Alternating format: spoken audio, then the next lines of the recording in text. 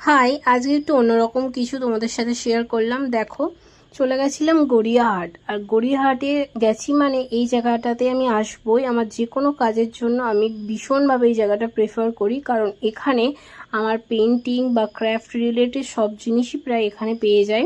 আর এছাড়াও এখানে তোমরা পুজোর সামগ্রী, বিয়ের সামগ্রী, এছাড়াও গাছ, টব সবই পেয়ে যাবে। আমার তো এই জায়গাতে সব জিনিসের মানে প্রয়োজন মতো সব জিনিস আমি এখানে পেয়ে যাই। আর তোমরা বলতে পারবে কি এই জায়গাটা কোন জায়গা হতে পারে? যারা জানো প্লিজ কমেন্টে জানিও। আর এখানের এই ঝুড়িগুলো আমার বেশ ভালো লেগেছিল, আমি নেক্সট বার গিয়ে নিশ্চয়ই একটা কিনে আনবো। দাম বলছিল 150 এরকম কিছু। এগুলো কিন্তু বেতের না, এক ধরনের কাঠি দিয়ে বোনা।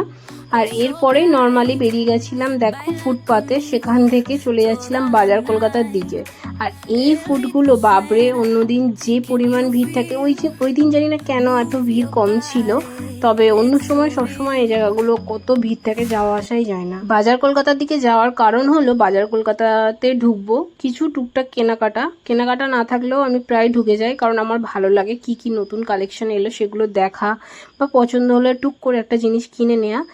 এই রকম অভ্যাস আমার আছে, তাই আমি প্রায় মাঝে মধ্যেই ওইদিকে চলে যাই, কারণ আমি গড়িয়াহাটে প্রায় দিনই যাই।